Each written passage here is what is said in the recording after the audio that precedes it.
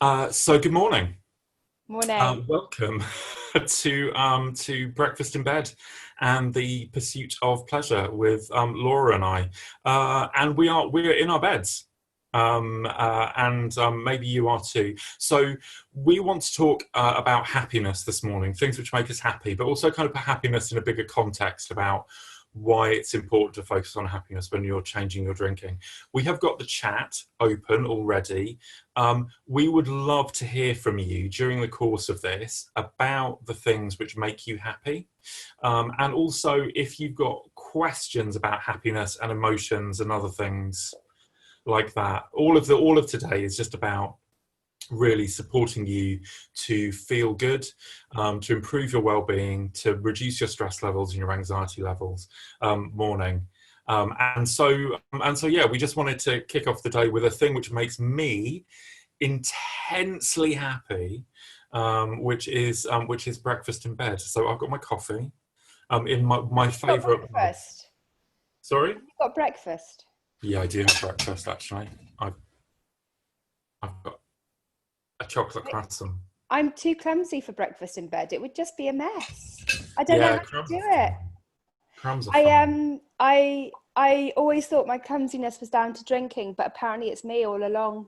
It's really depressing. So I have to try and minimize opportunities for me to drop everything. Yeah, yeah, which is why you have things artfully balanced in front of you on the bed. So Laura, what Make it all what fall apart. what's your breakfast in bed this morning? Well, I haven't got food yet because I am planning to go out for a run after this. Okay. But those of you who know me know that I'm a massive, big tea aficionado. So I have my one of my favourite teas, which is a single estate long gin from Postcard Teas. And I have my favourite pot. This pot is beautiful. This is a Yingxing pot. It's a Chinese clay pot, which is traditional for making Chinese tea. And I love it because when it's brewing the tea, at this little end here, a little bubble appears. And then when the tea's ready, it takes a breath and the bubble disappears. It's just so beautiful. And do you know what That's I've done though? Is I've forgotten to bring a cup. I've got the water, I've got the tea. I've got no cup, Drew. okay. Do you want to run and get? Do you want to run and get a cup Because then I can make my tea. And so and that if, you can if make anybody wants a tea? tea geek out, that would be cool. Right, I'm Yeah. going to go and get a And cup. while you're doing that, I'll talk a little bit about pleasure and happiness. Okay.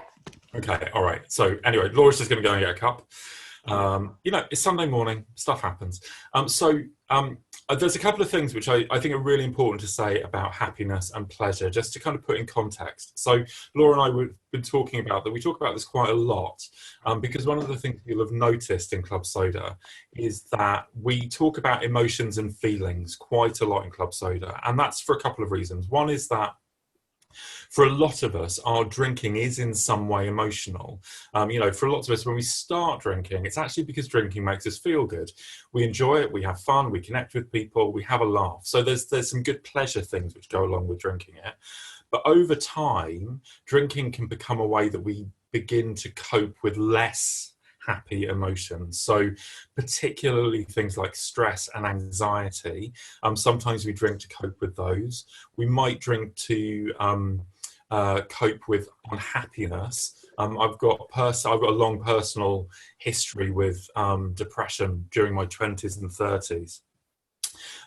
Some of which was made worse by drinking at times, and for other reasons as well, which I won't go into now. But sadness and drinking can go together, and also then drinking can itself provoke a lot of emotion. So if you've ever had a drunken row with your partner, you'll know that alcohol and anger have a really unhappy relationship with each other. So we do talk about emotions a lot in Club Soda because actually having a healthy, balanced, rounded, full emotional life is one of the ways that can sustain you as you're changing your drinking. But one of the bits of that which is most elusive for people is happiness, because if you're changing your drinking because you're really unhappy with your drinking, you're giving up something which initially, at least, was a thing which made you happy. So working out where your pleasure comes from as you change your drinking is going to be a really important thing, not just so that you find ways to relax and be calm and to laugh with your friends and to do all of those things which are happiness centered, that's a really important thing to work out how to do those without alcohol. But actually, feeling good is good for your immune system. It's good for you reducing your stress level, and all of that is good for sustaining you as you're changing your drinking. So that's Can I add to that? Yeah, go. Which is Coffee. because you weren't as big a dickhead drinker as I was, so let's really get into that. Which is that yes, I thought alcohol made me very happy, but the guilt and shame I felt from drinking too much, not achieving my potential, being an idiot to my mates, doing things that I wasn't proud of, meant that I don't think I am worthy of being happy and being able to pursue happiness. I feel that somehow I should carry this burden of all those years of being an idiot with me. And so I want to reassure people that you are allowed to be happy, that finding happiness in changing your drinking is really important, because you're focusing right now on changing a negative thing about you that you don't like. I don't like myself the way that I drink, therefore I'm changing. So you're very much focused on the bad and the horrible thing that you're doing. So the partly why we wanted to do some stuff about happiness this morning is so that you could begin to focus on the happy life that you want ahead of you. If you only focus on terrible drink, the things that I did, isn't it awful, I have to change this, you miss out the key thing that will keep you motivated, which is saying, excellent, I'm looking forward to a life of early morning walks and cycling early without a hangover, gardening and looking at the beautiful flowers, looking at the trees, spending time with friends in a meaningful way. And so we want by the end of this morning's webinar for you to be able to understand all those happy things that you're aiming for through the change of your drinking. Yeah. And I think that's really important, and you are allowed to be happy, and you being happy will certainly make up in leaps and bounds for all of those things that may have happened with your loved ones when you've been drinking. They will love the happy you. Yeah, they really will. They really, really will. And yeah, that's such a good point, Laura, that actually getting to a position where you are happy with your life can involve facing some unhappy things about yourself. And one of those is actually learning to live well with your own history. And that's a lot about learning to forgive yourself, being kind to yourself, practicing self-compassion is a really important part of that. And also that means that your happiness then comes from a really authentic place. It's not like you are painting on activities to something which is kind of fundamentally crumbling underneath. It's not like you're not whitewashing your life. You're coming from a place of actually having done some work on understanding some of the difficult and dark things that you're carrying around, and deciding to be happy in spite of those things, and maybe because of those things, but doing that, being a whole human being, I guess, is the point. What I wanted to do is actually talk a little bit about, because in the book we've got a little section on happiness, and there's this really interesting, I think, helpful idea from philosophy about two different types of happiness, which I think are worth talking about a little, which is the difference between hedonic happiness and eudaimonic happiness. Sorry for the long words on a Sunday morning. But hedonic happiness is all about short-term pleasure. It's about immersing ourselves in the world of our senses. Camille, who did our cocktail class yesterday, describes herself as a happy hedonist, a healthy hedonist. And you can pursue pleasure in happy and healthy and life-affirming ways. So that's one type of happiness. And then there's eudaimonic happiness, which is really about happiness with your purpose in life. It's about finding meaning. And one of the other ways that I've heard that described is being happy in your life. So I'm really happy in this moment. But if I take a step back, I'm also happy with my life. So I've got that happiness in the moment, but I've also got happiness with life overall. And there's a whole bit of neuroscience there about the difference between the experiencing self, which experiences happiness, and the remembering self, which remembers what it's like to be happy. And the fact is that we need both. So not just pleasure in the moment, but purpose overall. And Laura, when you talk about that life that you imagine, that's a bit of both, isn't it? There's something about understanding who I am and the kind of life that I want, and also then the elements of happiness that I want to bring into that, I think. Do you think all of those small little in the moment happinesses can lead to that bigger sense of purpose and life? Well, we could have a very long philosophical discussion about that. Well, shall I tell you the reason why I ask? Yeah, Which yeah, is that I describe giving up drinking like 100 little epiphanies, because I discovered lots and lots of amazing things about myself on a regular basis, giving up drinking. And they were small things, like I spent 2 hours meeting somebody after work and realized that the conversation was full and rich. I remembered it. I wasn't worrying about the getting a drink, how quickly the person I was with, how quickly they were drinking, because I wanted to get another drink quicker than them. I was fully present, and I would come away from that 2 hours thinking, that was amazing. Is this what I've been missing? It's glorious.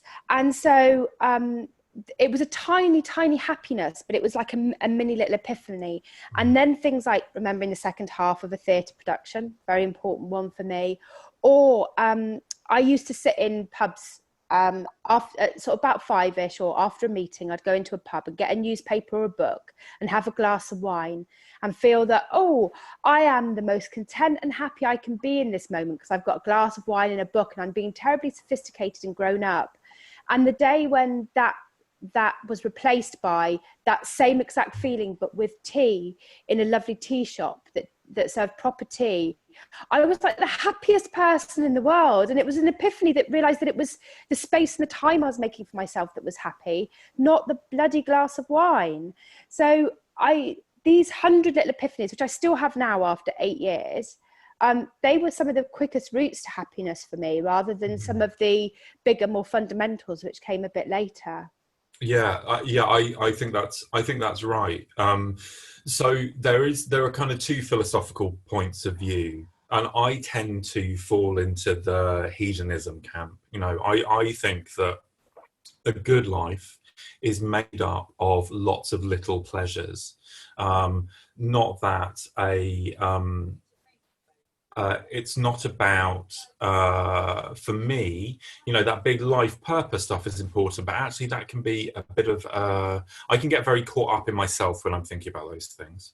And I can become very introspective in a way which makes me very unhappy. So for me, there is a bit of a balance. You know, there is, for me, you know me, I do lots of thinking about big things. You know, that's kind of too much thinking. I do a lot of thinking. About things, but you know, so that is another important element of it. But it is a balance, and I think, you know, just as a starting point, before you get to talk about the big things in life, you're right. Those little epiphanies that you have about happiness are incredibly motivating. That's the other important thing about them to say.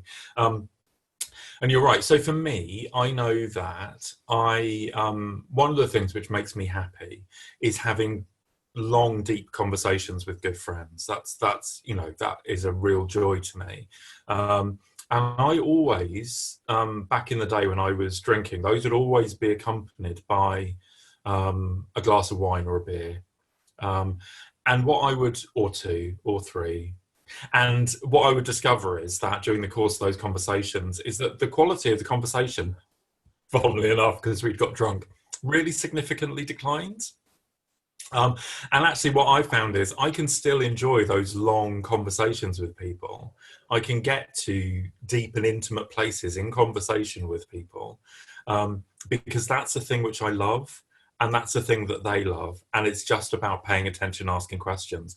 The drink, initially I thought the drink helped. And actually what I came to see is the drink actively gets in the way. It makes the experience less pleasurable rather than more pleasurable. I would rather sit and have a cup of coffee. I'd rather, frankly, sit and drink a glass of water with someone and have a conversation than share a bottle of wine. Because for me, the happiness comes in the quality of the conversation, not in the liquid that we're consuming. Can I come back to the 100 little epiphanies being motivating? Because often when we give up drinking, we've seen news reports that say, excellent, you give up drinking, you will lose weight immediately, you will look younger and fresher, you will feel energized. And of course, that doesn't happen immediately. In fact, if you've been drinking quite heavily, so I was an every other day binge drinker, so drinking quite heavily every other day, that doesn't happen quickly, because first of all, the actual process of change can make you feel a bit low because you're denying yourself something. So your mind's going, yeah, why don't you have the thing that you always have? Why are you denying yourself? But also you may get withdrawal symptoms. And my withdrawal symptoms for 3 months were I slept tons, although I did get great joy out of just curling up in bed and listening to an audio book and having a little snooze. But I didn't lose weight till after 9 months because I'd been stuffing my face with sugar. So I could have looked at that and said, well, this is a failure. I've given up drinking, but I seem to have got nothing out of it. But actually, it was all those little epiphanies along the way that were amazing, and learning different things about myself that I never really knew, and finding some strength and just having the clarity to see that. So clarity was a big one for me, just being able to go, okay, so I'm here and I'm doing this. I'm at a party. It does feel uncomfortable, but you know what? That's okay. I can do this. I'm strong enough. Who knew? I have strength. Yeah, absolutely. I think one of the things that you touched on there is why it's really important to keep track of what's happening. So for me, you talk about those kind of changes not happening quickly. For me, I've cut down my drinking really, really gradually over several years. And there's been a couple of reasons for that, that change has been gradual. But partly my drinking, you'll discover as you drink less, your tolerance goes down. So then you end up drinking less. You just find yourself tapering away. But because that change for me has been really, really slow, I can't really identify now a moment when things really significantly changed. You had that moment of like things being not very good for a while, but now things are generally better. But you see, I've known you long enough to know that your change in your drinking has been part of an overall process towards working out what makes you happy. Yeah, so, absolutely. So it's come part and parcel with you going nomadic and living in a van, because obviously that's what makes people happy. It makes you happy. That's the important thing. But it's all being tied up with that pursuit of finding a way of living that works for you. In the same way as UC, our other co-founder, giving up drinking was a byproduct of a bigger keystone habit, which was around meditation, and a very deep meditation practice. They went hand in hand. And so for you, it's gone hand in hand with a bigger process. For me, it was a crisis point. That I had to deal with, and so that's why maybe that's a bit more of a stark change. Sam, you've raised your hand. I thought we might not have got that functionality. If we connect with you now, it will put you on video and it will put you on the recording. But if you ask the question in the sidebar, I will pick it up now. But before we go much further, Drew, there's a point I want to get to before the end of this webinar from Julie, where she talks about understanding that happiness, but then several weeks later starting drinking again. And maybe we can come on to ambivalence before the end of this. So Julie, we've not lost your point. I want to come on to that.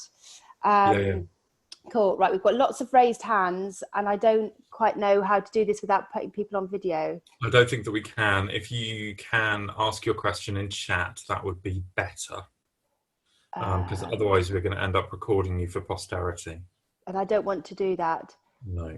Oh, wait a minute. I can do chat. I think. Yeah, I can see the chat. Yeah. Sorry, I'm going to lean forward. Okay, in the sidebar. Cool, sorry. Brilliant. So where were we? All a bit rambling on a Sunday morning, isn't it? No, so we've been, what would be really useful now, I think, is for people to tell us some things about what make them happy. So Galaxies asked me, how much was I drinking heavily every day? How much was heavily? This is a question that comes up all the time because we always want to compare how much we're drinking to how much other people are drinking to make us feel either better that we aren't drinking as much as we thought we were, or that we are drinking more and we're really worried. So the first thing I'm going to say to you is no, Nicola, you're not invisible. I have got your point. I'm going to come to it. Don't worry. Is that if you're worried in any way about your drinking, you are probably drinking too much in some way or another. Everybody's drinking is very different. So I've met people who are really unhappy about their drinking because they really heavily drink every Friday and Saturday, and it ruins their whole week after, even though they don't drink during the week. I drank every other day, and I drank until blackout, really, every other day. Had a really terrible hangover, promised I'd never drink again. I could never drink on a hangover. And so when I felt good the day after the hangover, I was like, oh, I'm okay now. I'm going to start drinking again. So that was my cycle of every other day drinking, but drinking to a point where I can't remember the following day, the last points of the evening. I had no off button. I didn't know where to stop. So, so that's part of the problem for me, I think, when I was drinking. And then it had crept up because I was in a job I didn't enjoy. So let's talk about happiness. There's all sorts of things in our life that might cause us anxiety and unhappiness that mean that we seek the solution in a drink at the end of the day. Yeah. So that's how much I was drinking. But that doesn't mean that if you're drinking less, you're okay, or if you're drinking more, you're not okay. We are all very different creatures. But the fact that you're here means you're worried some way about your drinking, and taking some action is at least a really positive thing to do. Just to kind of demonstrate how much you're drinking isn't the issue. It's how you feel about your drinking. This time 18 months ago, I'd say, I would, because I really enjoy beer. I'm a sucker for those 3 bottles for a £5 deals in the Co-op and other places. And so I'd buy 3 bottles, and I'd be happy if I had 1. I'd be less happy if I had 2, and I knew if I had 3, that was too much. It was genuinely, and it would make me unhappy. And so, lots of people would kind of go, you had 3 bottles of beer and you felt like that was too much. That's ridiculous. That's nothing. And I'm like, no, actually for me, that was too much. So, so part of my change has been about acknowledging my limits and understanding how it is, if I am drinking alcohol, how it is that I want to feel when I do that, and not going beyond that point, not imagining that more is better. Actually, in that case, more is worse for me. And so you're right, Laura, whether you're a 2 bottles of wine a night person or a 2 beers a night person, wherever you are on that scale, if it's more than is making you happy, then it's a thing that's worth changing. That's just a really and it's interesting. Nick has said in the questions that actually reaching your potential makes you feel happy, and so maybe beginning to focus on what you feel your potential is. I'm going to come back to that in a second. And also Julie talks about that vicious circle that you think you're happy when you're not drinking, therefore you think you're not happy, so you pick up a drink again to make yourself happy, and therefore you need to change that vicious cycle. It's disruption. This weekend is a disruption for you in order to begin to break that cycle. It will still take work, but disruption is really important. Yeah. So let's just Oh, sorry. Can I just say in that, and you touched on this when you were talking about those 1,000 little epiphanies over time. You're lucky that you can remember them. There are lots of us when we go through our lives and we don't really remember ourselves particularly well. We don't remember our history. One of the things that makes me really happy is that I keep a journal. It's my journal. And that's a really important thing for me, to keep track of what's going on, of what I felt and how I've responded, and so that I can look back at that. And I find myself every now and again, I'll flick back through my journal and I'll just remember where I've been and what's important to me, and I'll go, oh yeah, I remember that was important. And it's a really helpful thing to remember yourself and to remember the journey you've on. And even in this weekend, so tomorrow, we've got some questions for you tomorrow morning, which are about encouraging you, giving you space to reflect back on this weekend and what's really stood out for you. And I realise it's really tempting. It's Monday morning. You might just want to rush into your week, but I'd really encourage you to take 10, 15 minutes, carve out some time to reflect on this weekend and the things which have really stood out for you, the things that have made you happy, because those are going to be the seeds of change for the coming weeks.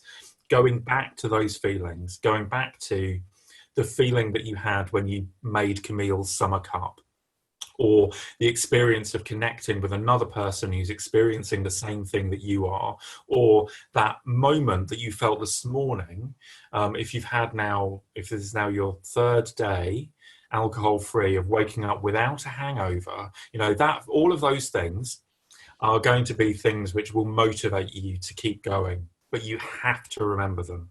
And that, should we move on to talk about ambivalence? Because we're kind of... Yeah, we are. I was about to say that I don't keep a journal. And after editing the podcast from 2 weeks ago, where nearly everybody talked about journaling, I felt like I was a deficient human being. So first of all, I have to tell you that A, you don't have to journal, but B, even I'm beginning to think it might be useful right now, but I'm very bad at doing things that involve pen and paper, or paper generally. You can keep notes in your phone. Yeah, you should see my notes section. It's massive. Anyway, just to say... But that's you doing it, isn't it? That's you kind of remembering. But I have just shared a blog that I wrote some years ago now, actually, about how changing my drinking has reconnected me with my values. And actually, I share that a lot. And that keeps me motivated. It's a very personal blog. It makes me cry when I see it, because it's a picture that when some of you see it, you will understand why. But so I have journaled in some sense. I've written a blog. So there we go. So there's a couple of things we need to pick on, Drew. One is ambivalence. The other is about, it's interesting. I'm going to touch on Nicola's question about wishing she knew what just a drink feels like.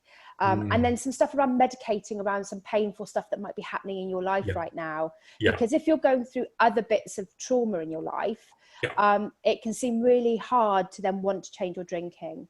And let's talk a little bit about motivation. So let's start with ambivalence. It's a killer.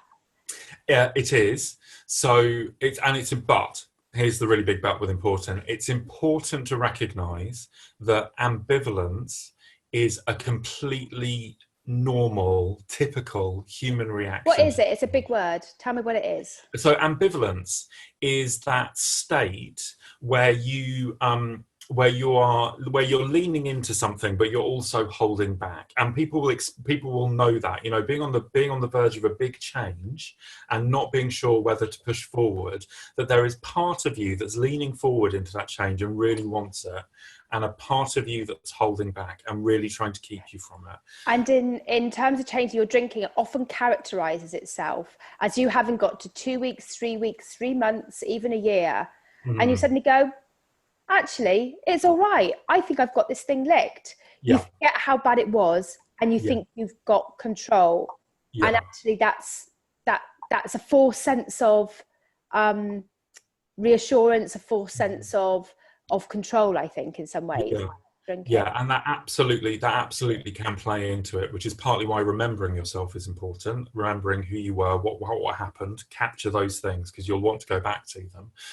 But also remembering what's pushing you forward as well. So the important thing to say about ambivalence is that it is a normal part of change, the process of change. If we didn't feel ambivalent, we would have changed already.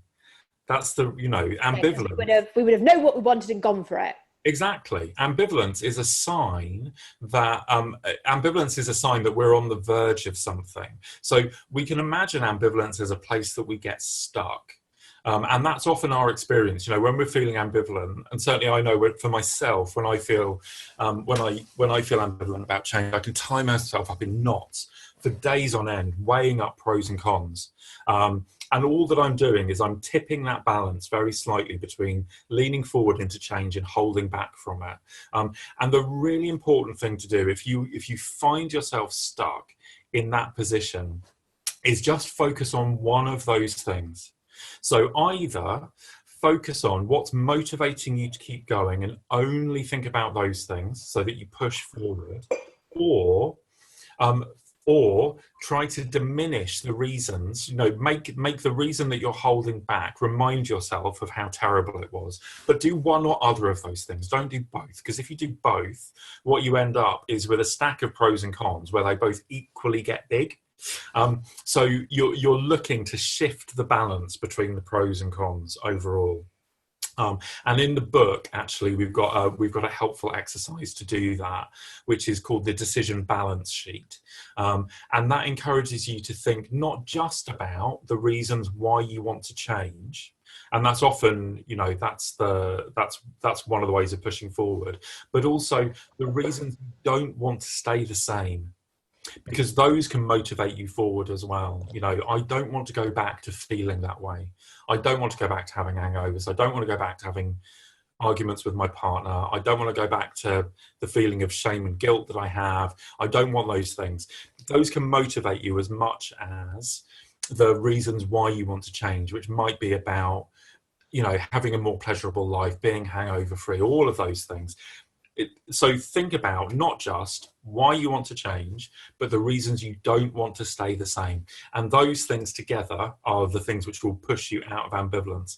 The final thing which I just say on ambivalence is that if you find yourself horrifically stuck in ambivalence, do anything.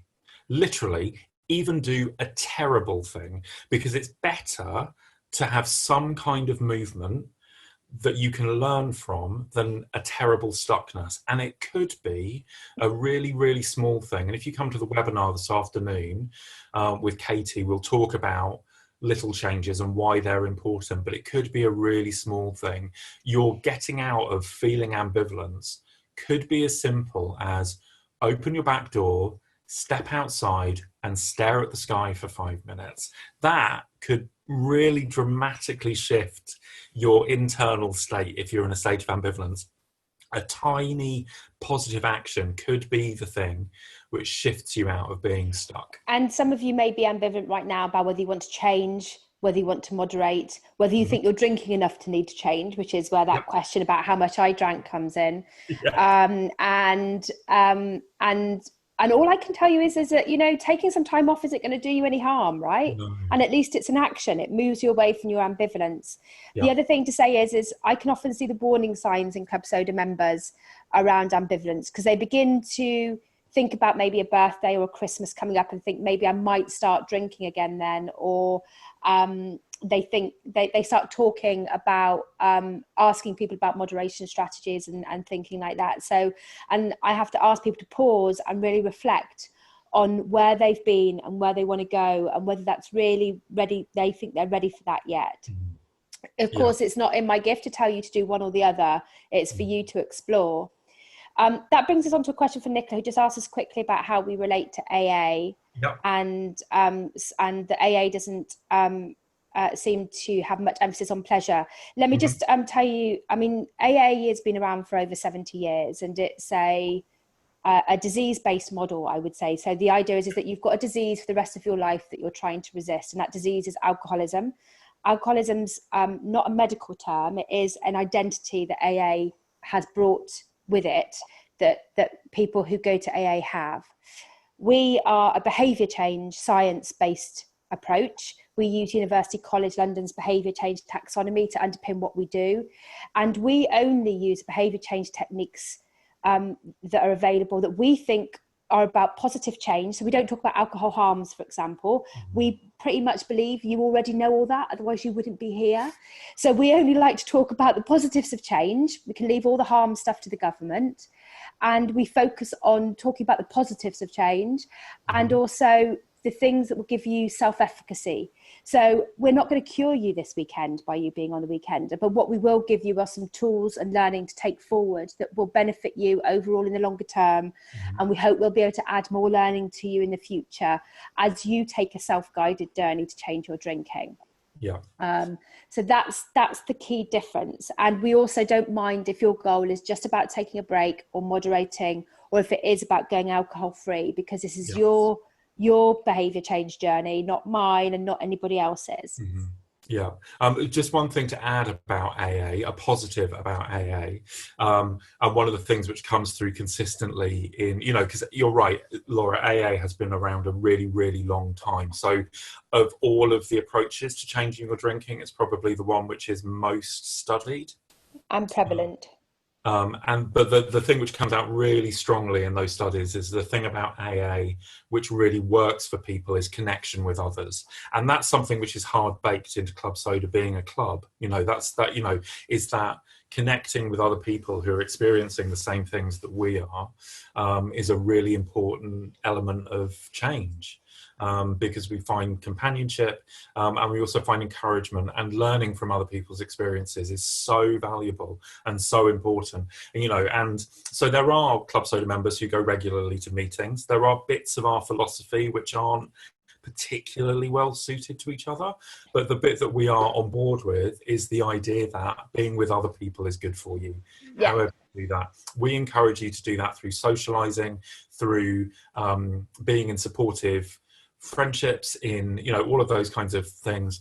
AA does that in a kind of a more meeting-y kind of way, but being with other people fundamentally is a good thing. So think about how you can prioritize that.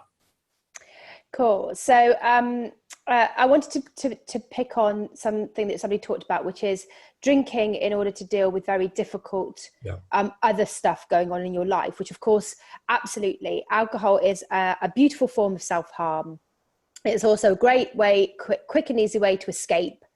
And so we use it a lot in series of crisis.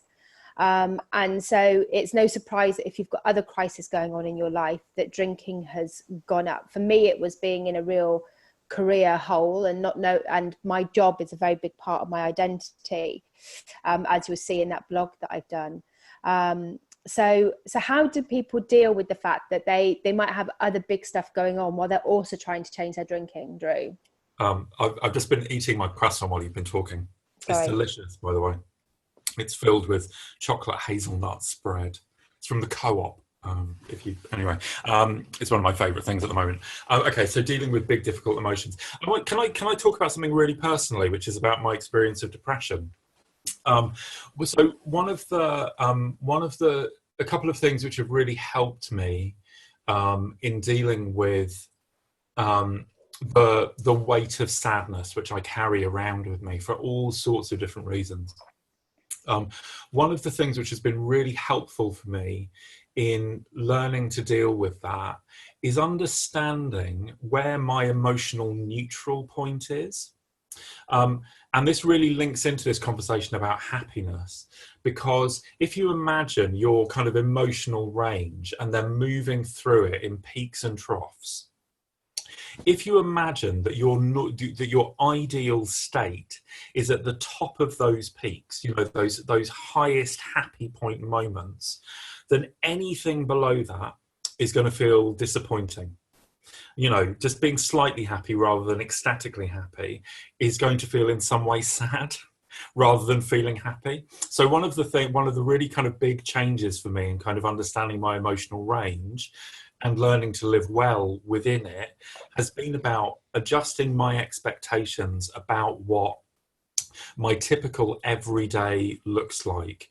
And that is about being emotionally pretty neutral and flat, not particularly happy, not particularly sad, just kind of okay and in the middle. And the thing that I've found in doing that is I get to appreciate the kind of the peak happiness moments more because I've adjusted my emotional range, my emotional expectation downwards, but also the lows don't feel as low as they did before. So it's just been about moderating my own expectations about living within my emotional range. That's a really important So, it's actually something I've learned from you, which is somehow the media and everything gives us the suggestion that we should be absolutely happy all of the time.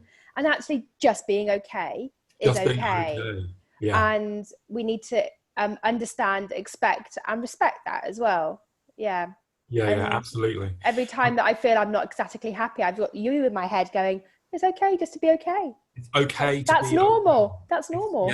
Yeah. That's the thing. That's the bit to aim for, is that kind of that medium, pretty emotionally neutral. You know, those flat, dull days when nothing happens.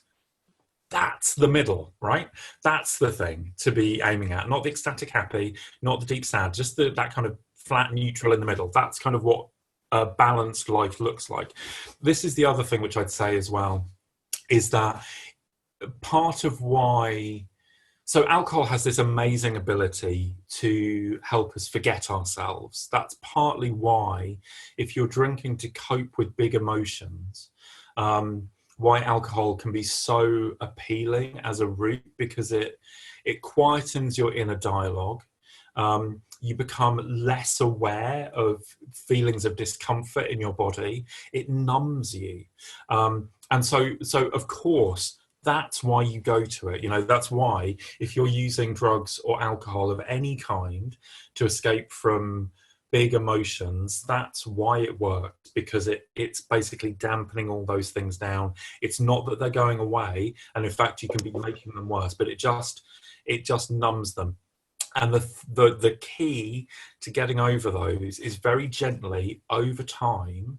And there's a topic in today on precisely this subject, is reminding yourself that it's okay if you're not okay, that it's all right to be sad. It's fine to be stressed, to feel anxious, to be angry, to be frustrated, to be annoyed with your partner, to be irritated by life, to be sad. It's okay to cry. You know, all of those bottom end emotions, those big dark feelings that we carry around, they're all okay. They are all part of the range of emotion that we humans experience.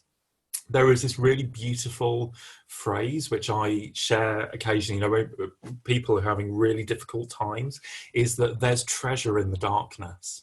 There are amazing, beautiful things that you can learn by wallowing in your sadness. And I know that, Laura, there's a particular book on this subject. I really love the book Constructive Wallowing, and in fact we'll share it in the Slack a bit later, because we've got a whole series of books that are really useful for this time.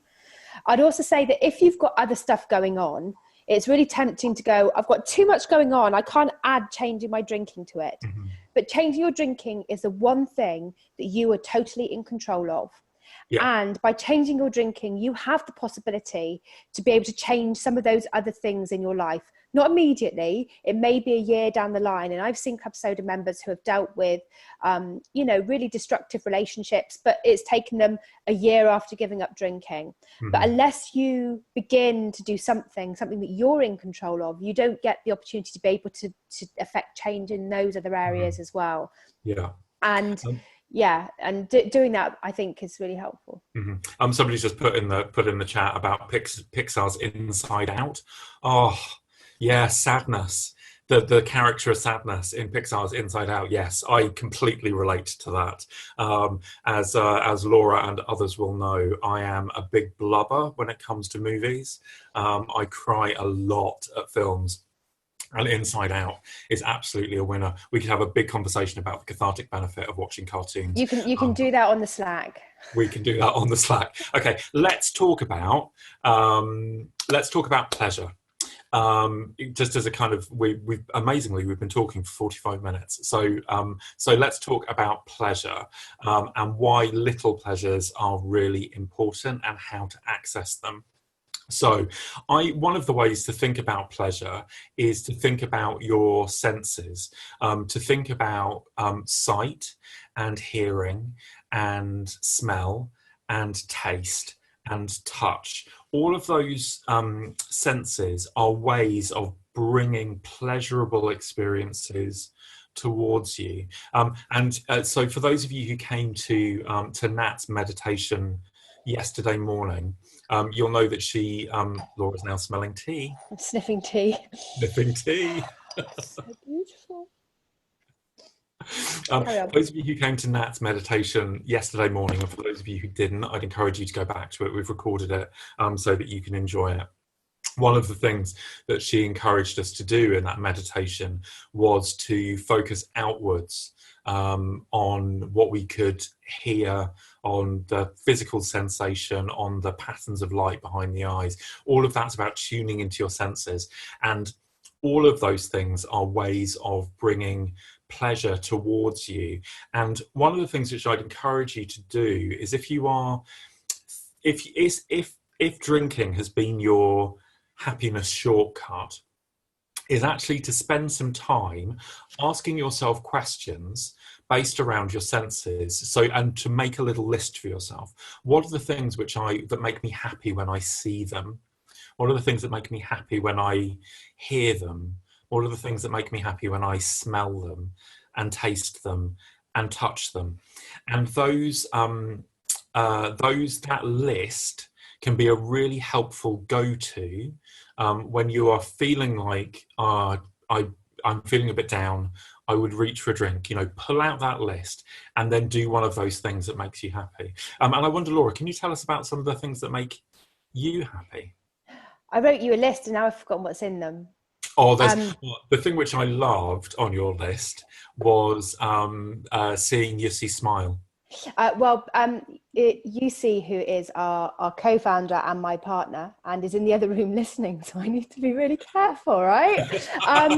I like finding TV programs that make him laugh because he doesn't laugh lots, and so seeing him giggle, I've discovered that animation, which he says he doesn't like, but animation where there are human type animals. So BoJack Horseman, for example, we've really enjoyed Futurama, and he particularly likes Dr. Zoidberg, make him laugh. And I love seing him laugh. Mm-hmm. And also, because somebody's just mentioned Marmite on toast. Katie, you are my spiritual friend. If I was allowed to put them up in this flat, I have the most massive collection of Marmite special editions. I have very many of them, and I'm a member of the Marmirati, but that could be a whole other conversation. And one of the other things on your list of things that makes you happy is swim club. Yeah, so I now meet regularly. Well, I did meet regularly twice a week, friends for swimming before work, which was amazing. We're all people who've given up our drinking. They're members of Club Soda. And basically what happens is we meet at 7:30 for a swim. We have a lovely shower, and then we have breakfast. And then before work, we have spent 2.5 hours socializing. And we all sit there going, we've done like what you would do in the evening, but in the morning before work, isn't this amazing? And we all sit and revel in the fact that we are up at this time of morning doing something so nourishing and lovely, and we get to support each other through some difficult times. So it's really awesome to be able to do that. So finding new ways of being with people that really nourish you and care for you and energize you is one of the things that you can definitely put your mind to during this time, so that when the world reopens, you can be like the person who organizes all of the cool stuff. Yeah, something in an outdoor pool before breakfast is absolutely awesome. Yeah. I've got to go to swim club on a couple of occasions when I've been in London, and I have to say it's a joyous thing. It's a wonderful. So you need your own swim club, everybody. Yeah, but the point is, it's about finding those things that make you happy. And the swim club, I think, is a really lovely example, because there's bits of physical activity, there's socializing, there's good food, there's being in a lovely place. There's lots of elements in that which are happy making. In fact, for Katie, it's actually called the Poached Egg and Marmite Swim Club, and we have T-shirts. I should have worn a T-shirt. You could wear the T-shirt later when we're actually not in our pajamas. What about things that you find pleasure in, Drew? I love food. Generally, food makes me very, very happy. It also makes me fat. So that's a long-term, short-term pleasure. balance, happiness thing, which I have to, which I find myself thinking about quite a lot. What else makes me happy? I love going for really, really long walks and getting lost. That's a very joyous thing for me. I love terrible rom-coms. It always surprises me because like people have this impression of me that I read Hug books and trees. series, and then people ask me what my favorite movie is, and I tell them it's Made in Manhattan with J Lo, and it's genuinely I think it's one of the best films ever made. It makes me insanely happy. It's ridiculous, it's stupid, but you know, I am unashamed of the fact that I love J-Lo rom-coms. They're in the listing for this. You'll find I've mentioned the romantic comedies of Jennifer Lopez. But they make me insanely happy, and that's okay. Can I ask you a question? Because Lindsay's just asked, what if connecting with other people seems as scary as giving up alcohol? Yeah. Which is actually true, because connecting with other people, I have to say, I this one always makes me so sad, because actually connecting with other people is one of the most amazing things we can do in this life. Yeah. And in Britain, we've reduced it to something we think we can only do if we're half pissed. Yeah. As a real cultural thing. And it makes me so upset and angry, because it's probably one of the reasons why many of us drink, because we don't believe we've never learned the skills to connect to other people without alcohol. Yeah, so absolutely. For people who are introverted, who are worried about connecting with other people, where can they begin to find some pleasure, and what can they do about that? So I think, for me, it might surprise people, but I'm an introvert. I really get a lot of my energy from spending time alone, and I don't do particularly well in big parties and big social events. I very much prefer connecting with people one-on-one. That's my, if I'm going to connect with other people, that's my go-to preferences. Individual little conversations really work for me. But so I completely get social anxiety, that feeling of just dread about walking into a big room of people noticing you, looking at you, of not knowing how to start a conversation with someone. So my top tips for dealing with social anxiety and overcoming that without drinking is focus on little things that you can do, first of all. So don't throw you don't have to throw, I mean, right now you can't, but you don't have to throw yourself into the big party. You can arrange to talk to one other person and have a conversation with them. So don't feel that you have to put yourself under the pressure of a huge social engagement. You can learn some amazing skills just by having a conversation with one other person who's going to be supportive and friendly. The other thing to do is to make the conversation about them, not you. I mentioned before about this business of alcohol helping us forget ourselves because it's disinhibiting. One of the other routes to forgetting yourself, if you're feeling socially anxious, is having a really, really good bank of questions. One of the things that you'll notice if you end up in a personal conversation with me is that I ask a lot of questions. And that for me is one way of dealing with social anxiety, because it means that Being curious. Yeah, I'm curious about other people. I think other people are really fascinating. That's actually a trait that lots of introverts share in common. We are genuinely fascinated by other people. And we want to understand what makes them tick. So develop a bank of really good questions beyond "how are you?" is such an unhelpful question. But questions like, what's been going on this week? What's been the best thing about the last week for you?